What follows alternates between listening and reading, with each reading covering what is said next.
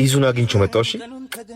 እሺ አንቺ ቆይ የፈለገበት ሲል ዝም ነው የምትይ? ምን ችግር አለው? ቀልደኛ ነሽ። በዚህ ጊዜ እንዳንቺ አይነት ጅል አላየሁም። ጓደኛዬ ጋር ብሎ ሌላ ሴት ጋር ቢሄድስ?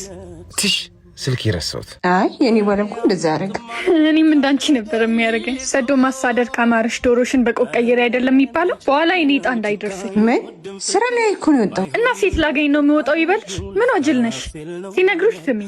ቆይ አንቺ ትዳሪ ለመበጥበጥ ነው እንደምመጪው? እኔ ስሚ፣ ያሸከመኝ ሳይሆን ሸክም የሚረዳው አብራኝ የተሸከመችው ባለቤት ነው። ደግሞ መጠርጠር ሳይሆን መታመን ነው። ዳሽ ተው እንጂ ምን ሆነሃል? አንቺ ቤትሽን ስለበተንሽ የሰው ቤት አታፍርሽ። እኔ ከሞትኩ ሰርዶ አይብቀል አይባልም። አሁን ውጪልኝ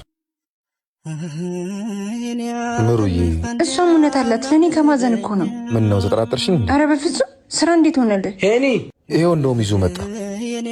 ይዙዬ ቆየሁ ባኒዳ ስትቆይብኝ እኮ መኪናውን ይዤ መጣሁ። የአንጎ ተመዝገብና 2 ገቢ ያገኝ። 2 ገቢ፣ አንዱን ከደንበኛ አንዱን ከያንጎ ፕሮቦነስ። ከዚህ በፊት በ20 ጉዞ እስከ 6700 ብር የነበረው አሁን ማሻሻያ ተደርጎለት እስከ 7700 ብር ገቢ ማግኘት ይችላል። ግቢን ካሳደግኩስ ገቢ ይጨምራል? አዎ ይጨምራል። ለመመዝገብ ደግሞ ቢሮ መሄድ አይጠበቅብህም። የአንጎ ፕሮን ከፕሌይ ስቶር ወይም ከአፕ ስቶር በማውረድ በመንጃ ፍቃድ ብቻ በ5 ደቂቃ ተመዝግበህ ስራ መጀመር ትችላለህ።